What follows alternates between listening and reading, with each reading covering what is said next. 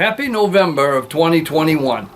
It's a week before Thanksgiving, and as I'm getting back in the groove to get things done again, I've got a new product that came across my desk, and it's something a little bit different than the things that I usually review or bring in for T&E, a testing and evaluation. Because they're a little different, I think the type of testing that we do is also going to be a little bit different. And I think that it will be right up your alley as well as mine.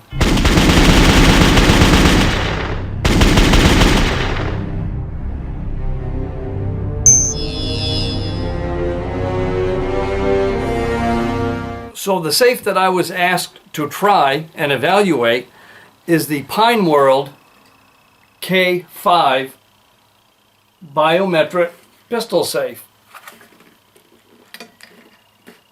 Now this probably looks a lot like things that you and I both already have on our nightstand in our vehicle or whatnot, but again, haven't engaged in a conversation about it. So I thought it would be a good opportunity not just to educate you about gun safes, but to educate myself about gun safes.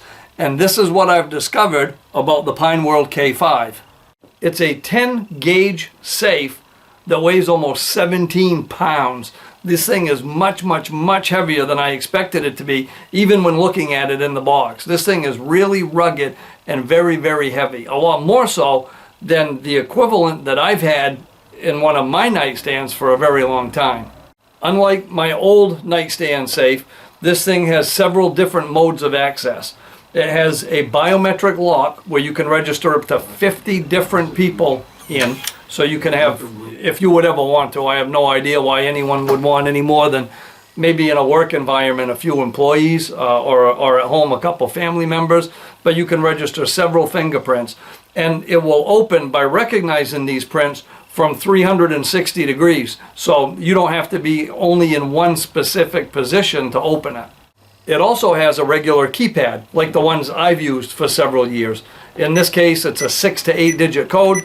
Then you press the check mark or the enter, and it pops right open. It has a hydraulic ram inside to assist in the opening, to greatly assist in the opening because the cover is heavy. And it also doesn't have to be in any one particular position to open up. As soon as it gets the go-ahead, be it through the keypad or through the biometrics or through the key, it will open and it will lift the door for you.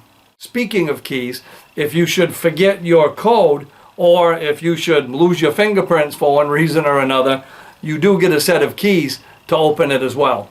And these keys even have a neat safety feature that we're going to look at. And of course the electronics run on 4 AA batteries.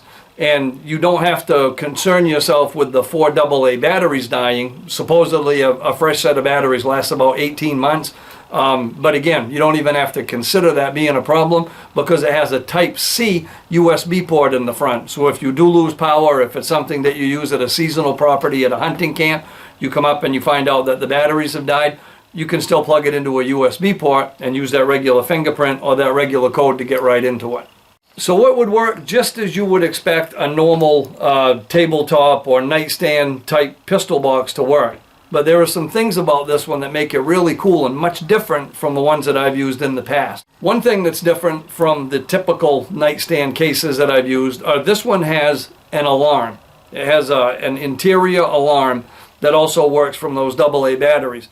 Not only does it set the alarm off if somebody tries fiddling with it to get in that doesn't have a code or that doesn't have their fingerprints registered, but these keys that we discussed, these are just for backup use. So some people's concern may be if it's a case to stop children or people that are not authorized in the house from getting into it, if they found the key, that would typically be over. Now they have access. Not so much with this one.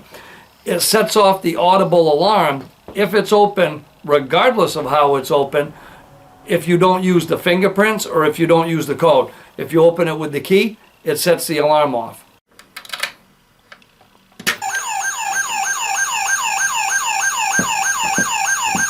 Now that's a terrific deterrent for a kid that might be a little bit curious about what's in it, to find the key and think that they've got, untethered access.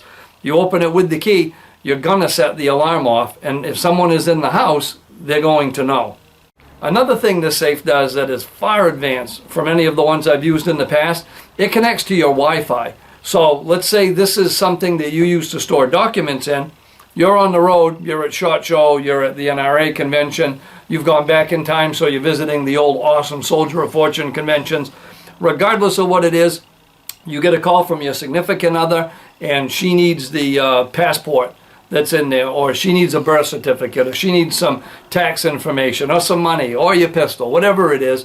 All they have to do is request access by selecting a certain number on the keypad, and then on your phone, regardless of where you are, you're going to get a note. Someone is trying to gain access to the safe. Would you like to approve it?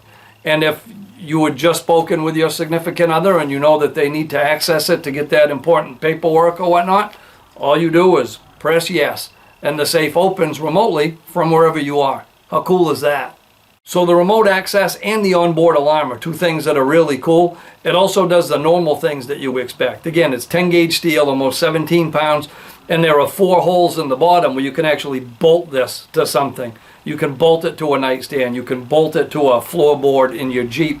You can bolt it to the floor of your hunting cabin and have something over it so it's out of sight and out of mind. If you don't want to bolt it, it also comes with a really rugged steel cable that connects internally and runs through the back in a pre-drilled hole. So you can have it, go around a carrying beam, or you can have it bolted somewhere else where a tether might be more practical than actually bolting it straight down. As far as things that it might be useful for, documents, firearms, it will hold 2 full-size pistols. For me, I've been utilizing it with a 1911 and with a laser Glock 17 target pistol. And those two fit in without any trouble at all. They don't touch one another, and I wouldn't have any problem with storing, again, 2 full-size pistols and some accessories in there. I think if you're not concerned with how pretty it looks when you open it, you could put a lot of stuff in there, 3 or 4 handguns without any problem. But for easy, unfettered, fast access without touching, 2 full-size pistols, 2 large frame pistols, no problem at all. Now, when they offered to deliver this gun safe so we could test it, we could educate ourselves about it, and we could talk with you, they said, feel free to test it for durability in any creative way you would like. And I'm going to enlist you in this journey. How would you like me to test this for durability in a creative way? I know you've got some good ideas.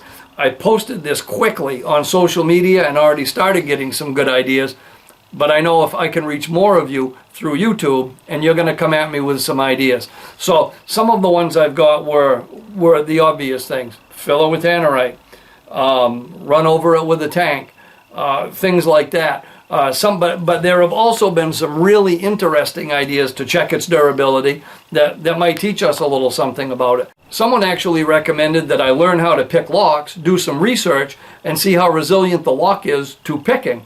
I think that's a great idea, and I never would have thought of that myself.